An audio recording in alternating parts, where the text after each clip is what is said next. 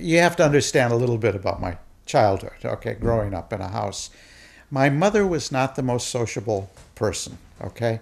And I remember as a child, when somebody would come to the front door and ring the doorbell, my family would go in a panic, and they'd run around and they'd say, who's going to answer the door? There's somebody at the door.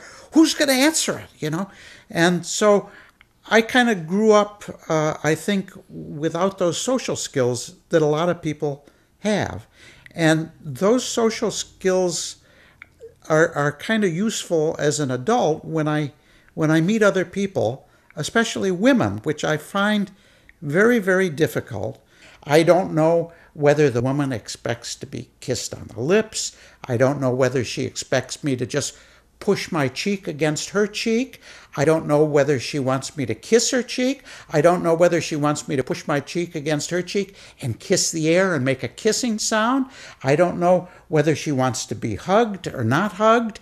It's completely a mystery to me. And what my wife tells me is, just take your lead from the woman.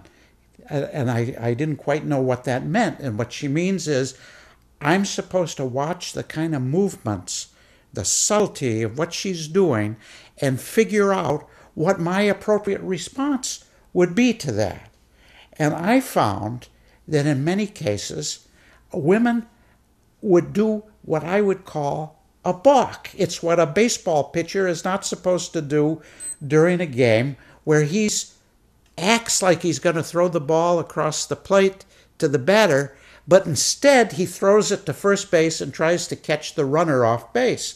Well, I find that that's not allowed in baseball, but I find that a woman will come towards me looking to me like she wants a kiss on the cheek, and then at the last minute she does something different, like she tries to kiss me on the lips. I wasn't ready for the lips. I was already figuring that it was a kiss on the cheek that she wanted.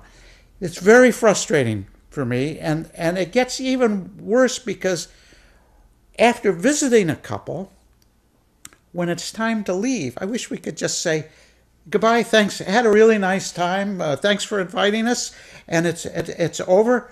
But no, it's Georgie goes and gives the host a big hug and a kiss. So I have to go through this whole thing with the woman again, you know, and I look at her and she looks at me, and I think by now she probably knows this is a very awkward thing for me.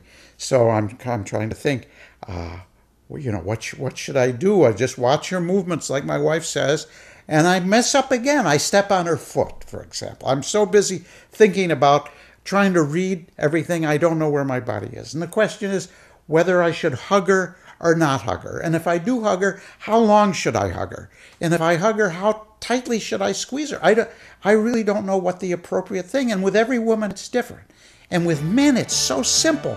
They reach out their hand and they say, hi, how are you? And you shake hands and it's over. It's great.